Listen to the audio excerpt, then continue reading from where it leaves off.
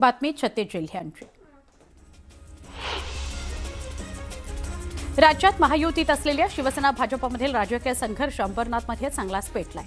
काँग्रेसकडून भाजपत गेलेल्या त्या 12 नगरसेवकांना अपात्र करण्याकरता शिवसेना नगरसेवक विकास सोमेश्वर यांनी याचिका दाखल केली आहे। विशेष म्हणजे शिवसेना पक्षातील वरिष्ठांशी चर्चा करून त्यांनी ही याचिका दाखल केली आहे। ठाणे जिल्हाधिकाऱ्यांकडे त्यांनी ही याचिका दाखल केली। त्यामुळे निवडणुकीच्या वेळेत पूर्ण राज्यभरात अंबरनाथमधील गाजलेला शिवसेना भाजपचा सत्ता संघर्ष पुन्हा एकदा उफाळून आलेला आहे। वीरमाता जिजाबाई भोसले उद्यान आणि प्राणी संग्रहालयामध्ये मांसाहारी प्राण्यांच्या आहारासाठी महापालिका तब्बल 61 लाखांहून अधिक खर्च करणार आहे। यावरून स्थायी समितीत चर्चा रंगली आहे। वाघ, बिबट्या, तरस, कोल्ह्यांकरता रोज सुमारे 50 ते 60 किलो मांसाची गरज असते। म्हैस आणि रेड्याचं मांस 260 रुपये प्रति किलो दरानं पुरवठा केला जातं। त्यासाठी वर्षभराकरता एकूण खर्च 61.77 लाख रुपये इतका येतो। कंत्राट संपल्यानंतर सध्याच्या कंत्राटदारालाच मुदतवाढ देण्यात येणार आहे। मुंबई महापालिकेतील सहाय्यक आयुक्तांच्या आलिशान दालनावरून आणि प्रभाग समिती अध्यक्षांच्या जीर्ण अवस्थेतील कार्यालयांवरून स्थायी समितीमध्ये जोरदार वाद रंगला। समिती अध्यक्षांची दालनं ही कोंडवाड्यासारखी आहेत, तर सहाय्यक आयुक्तांची पंचतारांकित सारखी आहेत असा आरोप सदस्य यशवंत किल्लेदार यांनी केला। निवडणुका अपेक्षित असताना सुद्धा दालनांची दुरुस्ती का नाही केली असा सवाल किल्लेदार यांनी केला।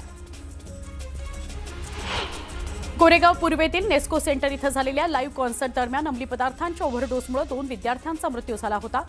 या निमित्तानं मनसेच्या विद्यार्थी संघटनेचे मिलिंद तुकाराम घाग यांनी अप्पर पोलीस आयुक्त यांना निवेदन दिलं। आयोजकांवर कठोर कारवाई करावी अशी मागणी निवेदनातून करण्यात आली आहे।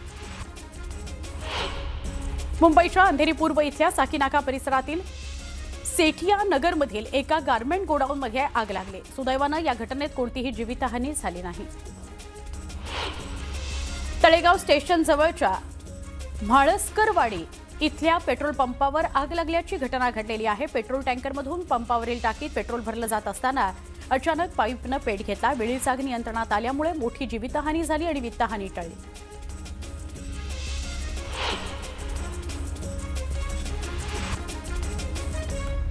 छत्रपती संभाजीनगरच्या पेट्रोल पंपावर पुन्हा गर्दी वाढली आहे। काही पेट्रोल पंपांवर इंधनाचा साठा संपल्यानं नागरिकांमध्ये चिंतेचं वातावरण आहे। त्यामुळे उपलब्ध पंपांवर वाहन चालकांची मोठी रांग बघायला मिळते। छत्रपती संभाजीनगरच्या सुरक्षेसाठी आता ब्रह्मास्त्र सज्ज झालेला आहे। 36 मीटर उंचीच्या अत्याधुनिक वॉटर टॉवर सेटचं लोकार्पण करण्यात आलं। वाढत्या उंच इमारतींमधील आगीच्या घटनांवर नियंत्रण मिळवण्याकरता महापालिकेचा हा मोठा निर्णय मानला जातोय। या उपकरणाच्या मदतीनं आता 10 ते 12 मजली इमारतींपर्यंत लागलेली आग सहज विझवणं शक्य होणार आहे। अंमळनेर तालुक्यातील ढेकूतांडा एकरुखी शिवारामध्ये शेतामध्ये आग लागली। आगीमुळे मका, ज्वारी, बाजरी या पिकाचं नुकसान झालं। पुण्यातील आजचा पाणीपुरवठा बंदचा निर्णय मागे घेण्यात आलाय। महानगरपालिका प्रशासनानं ही माहिती दिली आहे। शहरातील सर्व जलकेंद्र आणि पंपिंग स्टेशन दुरुस्तीमुळे पाणीपुरवठा राहणार होता बंद, पण तारीख पुढे ढकलण्यात आली आहे। आज पाणीपुरवठा सुरळीत राहणार आहे। मुंबई उच्च न्यायालयानं अबू सालेमची शिक्षा कमी करून लवकर सुटका करण्याची मागणी फेटाळली आहे। न्यायालयानं ही याचिका गैरसमजुतीवर आधारित असल्याचं स्पष्ट केलंय। चांगल्या वर्तणुकीमुळे मिळालेल्या सवलतींसह 25 वर्षांची शिक्षा पूर्ण झालेली आहे असा दावा सालेमनं केला आहे। वाढत्या तापमानामुळे नागपूर जिल्ह्यामध्ये हीट ॲक्शन प्लॅन लागू करण्यात आलाय। जिल्ह्यामध्ये 56 शीतकक्ष सज्ज ठेवण्यात आलेले आहेत। जिल्ह्यात 2 उपजिल्हा रुग्णालय आणि 11 प्राथमिक आरोग्य केंद्रांमध्ये शीतकक्ष सज्ज ठेवण्यात आलेले आहेत। यंदा मार्च महिन्यापासूनच तापमानाचा पारा 43 वर गेलेला आहे। त्यामुळे जिल्हा परिषदेच्या आरोग्य विभागाकडून शीतकक्षासह औषधोपचार, उष्माघातापासून बचावाकरता इतर आवश्यक संसाधनं सज्ज आहेत। सांगली जिल्ह्यातील पलूसचे ग्रामदैवत श्री समर्थ धोंडीराज महाराज यात्रेला मोठ्या उत्साहात सुरुवात झाली। पहिल्याच दिवशी दर्शनाकरता भाविकांची अलोट गर्दी उसळली। पहाटेपासूनच मंदिर परिसरात भाविकांच्या रांगा लागल्या होत्या। संपूर्ण शहर भक्तिमय वातावरणामध्ये न्हाऊन निघालं होतं। महाराष्ट्राचं कुलदैवत असलेल्या श्री काळभैरवनाथाची रथोत्सव यात्रा उत्साहात संपन्न झाली। काळभैरवनाथाचं चांग भलं असा जयघोष करत गुलाल खोबऱ्याची श्रींच्या रथावर उधळण करण्यात आली। लाखो भाविकांनी श्री काळभैरवनाथाचा रथ ओढला। यात्रा काळामध्ये 5 लाख भाविकांनी भैरवनाथाचं दर्शन घेतलं। सोनारी नगरीमध्ये हजेरी लावली। रत्नागिरीतील दापोली खेड राज्यमार्गावरील अनोशी कुंभवेतील पुलाचं काम संथगतीनं सुरू आहे। पावसाळ्यापूर्वी या पुलाचं काम पूर्ण होऊन वाहतूक सुरळीत होण्याची मागणी केली जाते, मात्र ठेकेदार पुलाचं काम संथगतीनं करत असल्यानं नाराजी व्यक्त केली जाते। राष्ट्रपती द्रौपदी मुर्मू वर्धा जिल्ह्याच्या दौऱ्यावर आहेत। सकाळी 10 वाजता त्या सेवाग्राम आश्रम बापूकुटी इथं भेट देणार आहेत। त्यानंतर महात्मा गांधी आंतरराष्ट्रीय हिंदी विश्वविद्यालयाच्या दीक्षांत समारंभामध्ये त्या उपस्थित राहणार आहेत। राष्ट्रपतींच्या दौऱ्यामुळे शहरात पोलिसांचा कडेकोट बंदोबस्त ठेवण्यात आलेला आहे। मिठी नदीची सफाई ही संथगतीनं सुरू असल्याचा प्रकार समोर आलाय। आतापर्यंत फक्त 6% गाळूपसा झाल्याची माहिती समोर आली आहे। 31 मेची डेडलाईन असताना अनेक ठिकाणी कामाला सुरुवातच झालेली नाही। यावर्षी नदीतून सुमारे 2,14,315 मेट्रिक टन गाळ काढण्याचं उद्दिष्ट पालिकेसमोर आहे। या कामांवर नजर ठेवण्याकरता एआयचा वापर केला जातो आहे। नागपूर महानगरपालिकेनं आता विमानतळ ते सीताबर्डी दरम्यान आपली बस सेवा वाढवण्याचा निर्णय घेतलाय। दर अर्ध्या तासाच्या अंतरानं ही बस उपलब्ध असणार आहे। विमानतळावर ॲप आधारित टॅक्सी चालकांनी केलेल्या संपामुळे प्रवाशांचे हाल झाले होते, त्यामुळे मनपा प्रशासनानं हा निर्णय घेतला आहे। पुण्यातील हंडेवाडी परिसरामध्ये अवैध गॅस साठा आणि काळाबाजार प्रकरणामध्ये पोलिसांनी मोठी कारवाई केली। 103 सिलेंडर्स आणि वाहनासह 10 लाखांचा मुद्देमाल जप्त केला। काळेपडळ पोलीस ठाणा हद्दीत छापा टाकून आरोपी नितीन होळकरला अटक करण्यात आली। घरगुती सिलेंडरमधून व्यावसायिक सिलेंडरमध्ये गॅस भरताना तो आढळला। धाराशिव तुळजापूर तालुक्यातील मंगळूर इथं 36 वर्षाच्या युवकाचा डोक्यात दगड आणि तीक्ष्ण हत्यारानं वार करून निर्घृणपणे खून करण्यात आला। खून केल्यानंतर मृतदेह तब्बल 90 फूट फरफटत नेऊन ओढ्याच्या काठावर पळसाच्या झाडाखाली टाकण्यात आला। प्राथमिक तपासात ही माहिती समोर आली। या प्रकरणी पोलिसांनी मृताच्या पत्नीसह 7 जणांना चौकशीसाठी ताब्यात घेतलेले। गावात खळबळ उडालेली आहे। मुंबई महानगरपालिकेमध्ये फेरबदल झालेले आहेत। अश्विनी भिडे यांनी आयुक्तपदाचा पदभार स्वीकारताच 15 दिवसांमध्ये पालिकेतील सहाय्यक आयुक्त, सहआयुक्त, उपायुक्त पदाच्या बदल्या झालेल्या आहेत। पुणे शहराला पुरेसा पाणीपुरवठा व्हावा यासाठी खडकवासला धरणात पाणीसाठा खडकवासला धरणात असल्याचं पालिकेचं म्हणणं आहे। मात्र यंदा एल निनोचा प्रभाव असल्यानं पाऊस कमी होणार असल्याचा अंदाज आहे। खबरदारी म्हणून पाटबंधारे विभागानं 15% पाणी कपात करण्याचा निर्णय घेतलेला आहे।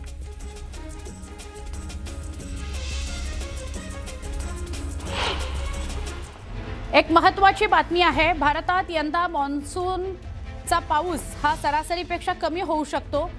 सरासरीच्या 92%च पाऊस पडणार आहे असा अंदाज भारतीय हवामान विभागानं वर्तवलेला आहे। यंदा अल निनोचा भारतीय उपखंडात मान्सूनवर परिणाम होण्याची शक्यता आहे आणि या सगळ्या पार्श्वभूमीवर मुंबई महापालिका सतर्क झालेली आहे।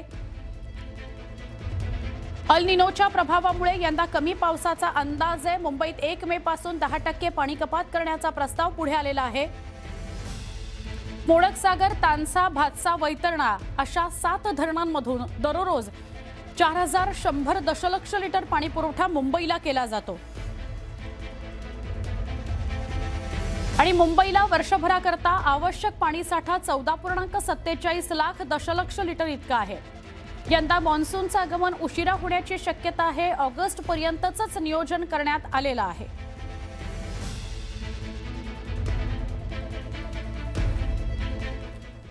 अजून एक ब्रेकिंग आहे, ती पण बघूया आपण। मोठी बातमी आहे। देशातील निवडणुकीच्या इतिहासामध्ये पहिल्यांदाच ईव्हीएम तपासणी होणार आहे। चांदिवली विधानसभा निवडणुकीतील ईव्हीएम तपासण्याचे आदेश देण्यात आले। त्यानुसार चांदिवली विधानसभा निवडणुकीमध्ये वापरण्यात आलेल्या ईव्हीएम मशीनची तपासणी आज होणार आहे। ही तपासणी नसीम खान यांनी दाखल केलेल्या याचिकेच्या पार्श्वभूमीवर करण्यात येणार आहे। गोदाम क्रमांक 54C भारतीय अन्न महामंडळ बोरिवली पूर्वेत ही ईव्हीएमची तपासणी केली जाणार आहे। निवडणूक विभागाचे अधिकारी, संबंधित प्रतिनिधी आणि याचिकाकर्त्यांचे प्रतिनिधी यांच्या उपस्थितीत ही ईव्हीएम तपासणी पार पडणार आहे। चांदिवली विधानसभा निवडणुकीतील ईव्हीएम संदर्भातील आक्षेपांच्या पार्श्वभूमीवर ही प्रक्रिया महत्त्वाची मानली जाते।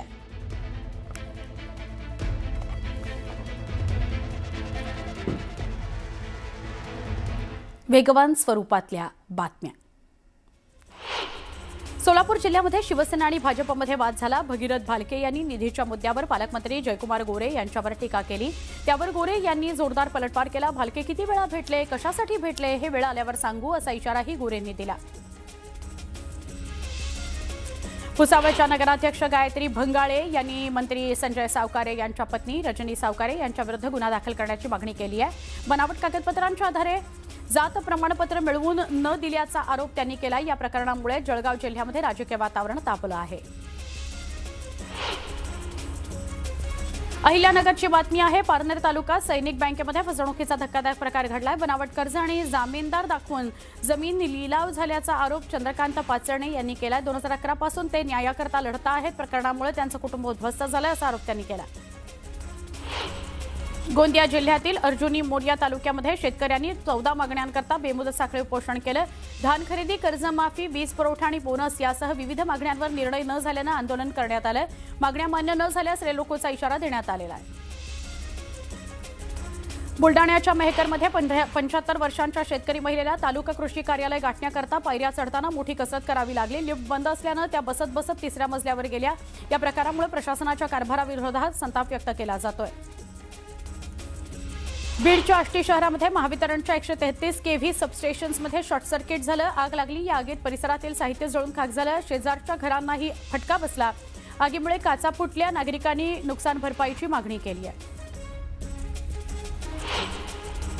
जालन्यातल्या समृद्धी महामार्गावर खासगी बस आणि ट्रकची धडक झाली। केळीगव्हाण शिवारामध्ये झालेल्या या अपघातामध्ये 6 प्रवासी जखमी झाले। त्यांना घाटी रुग्णालयात दाखल करण्यात आलं। ही बस मुंबईहून नागपूरकडे जात होती।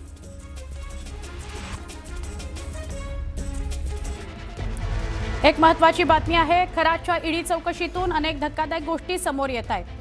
भोंदू खरातनं नोटबंदीच्या काळामध्ये काळा पैसा पांढरा करण्याचे यशस्वी धंदे केले अशी माहिती तपासातून समोर आली आहे। ईडीनं खरातच्या या आर्थिक गैरव्यवहारांचा तपास करत ही माहिती समोर आणलेली आहे। यावेळी तब्बल 3,18 लाखांच्या एफडीचं गौडबंगाल सुद्धा समोर आलं।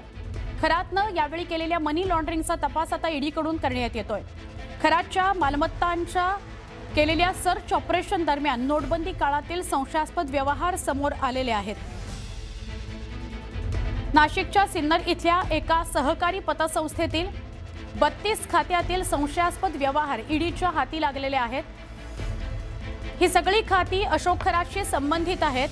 दुसरीकडे 2016च्या नोटबंदी काळामध्ये अधिकाऱ्यांना आढळलं की 2016च्या नोटबंदीच्या काळात 1,86,00,000च्या रोख भरणा करण्यात आलेला आहे। सगळ्या रोख भरणा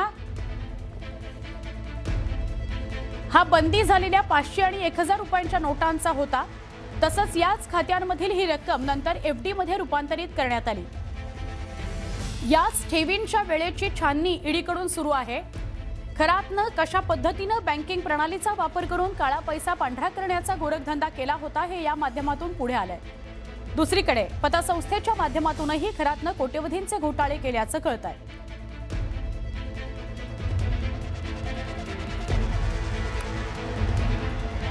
अजून एक मोठी बातमी आहे। शेतीसाठी पाणी नाही पण खरातला द्यायला पाणी आहे असं राज ठाकरे म्हणाले।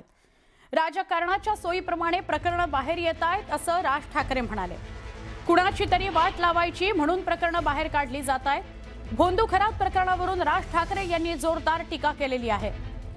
याआधी रोहित पवारांनी असं वक्तव्य केलेलं होतं की जाणीवपूर्वक हे खरात प्रकरण बाहेर काढलं जातंय आणि आता राज ठाकरे यांनी म्हटलंय की कुणाची तरी वाट लावायची म्हणून खरात सारखी ही प्रकरणं योग्य वेळी बाहेर काढली जात आहेत। योग्य वेळी म्हणजे राजकारणासाठीची ती योग्य वेळ यासाठी बाहेर काढली जात आहे असं त्यांचं म्हणणं आहे। शेतीसाठी पाणी नाही पण खरातला द्यायला पाणी असं राज ठाकरे म्हणाले। तसंच राजकारणाच्या सोयीप्रमाणे ही प्रकरणं बाहेर काढली जात आहेत असंही त्यांनी म्हटलंय।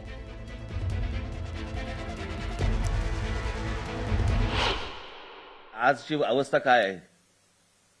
शेताला पाणी नाही पण खराताला पाणी आहे। कोणतरी आला खरात, शेताला पाणी नाही मिळत। आमच्याकडे इरिगेशनची बोंब पण खरातला पाणी भरपूर। हे बाबा आमचे, ही महाराष्ट्राची अवस्था। ही प्रकरणं राजकारणाच्या सोयीप्रमाणेच बाहेर येतात, वाईट म्हणून बाहेर नाही येत। आता कोणाची तरी बत्ती लावायची, कोणाची तरी वाट लावायची म्हणून ठेवणीतल्या ज्या असतात गोष्टी, त्या ठेवणीतल्या गोष्टी परत त्यावेळेला बाहेर काढायच्या। हे काही चांगलं चित्र महाराष्ट्रामध्ये आज नाहीये। आशा करूया भविष्यात ते लवकरात लवकर सुधरेल. जे करतायत तेही सुधारतील आणि मला व्यंगचित्राला पुन्हा एकदा संधी मिळेल ज्याच्यातनं लोक सुधारतील असं वाटेल अशी आशा अपेक्षा बाळगूया. आज मी पहिल्यांदा अरुणभाईंबरोबर मी व्यासपीठावरती मी आज पहिल्यांदा बसलो आहे. मी जेव्हा राजकारणामध्ये नव्हतो तेव्हापासून मी अरुणभाईंना बघत आलो, त्यांच्याबद्दल वाचत आलो, पाहत आलो. या महाराष्ट्राच्या मातीशी एकरूप होणारे गुजराती आम्हाला हवेत. या महाराष्ट्राच्या जमिनीवरती डोळा ठेवणारे गुजराती नको आहेत. पुन्हा एकदा वेगवान स्वरूपातल्या बातम्या. नाशिकमधील कॉर्पोरेट जिहाद प्रकरणामध्ये मोठी अपडेट समोर आली आहे. राष्ट्रीय महिला आयोगानं याबाबत मोठं पाऊल उचललं. कथित गैरप्रकारांच्या आरोपांनंतर विशेष चौकशी समिती नेमण्यात आली. दरम्यान त्या कंपनीच्या युनिटची सखोल चौकशी केली जाणार आहे. गोरेगावच्या नेस्को सेंटरमध्ये झालेल्या वादग्रस्त म्युझिक कॉन्सर्टचं रेड कार्ड समोर आलंय. या कॉन्सर्टचे तिकीट्स 3 लाखांपर्यंत असल्याची धक्कादायक माहिती समोर आली आहे. स्टेज टेबलचा दर तब्बल 3 लाख रुपये असल्याचं समोर आलंय, तर व्हीआयपी टेबलचा दर 1 लाख ते 1.5 लाखाच्या दरम्यान होता. बॅकस्टेजचा दर हा 5,999 रुपये इतका होता, तर व्हीआयपी पासची किंमत 2,500 ते 10,000 होती.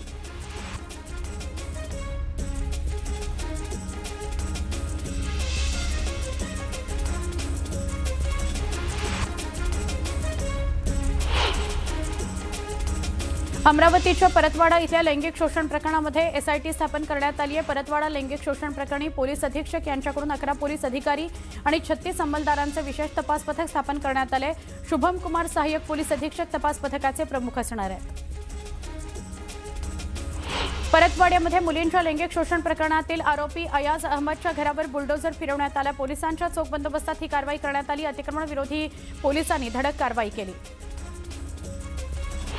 अमरावतीच्या परतवाडा इथल्या मुलींच्या लैंगिक शोषण प्रकरणावरून आता राजकारण तापलंय. माजी खासदार नवनीत राणा यांनी या प्रकरणी अत्यंत खळबळजनक दावा केलाय.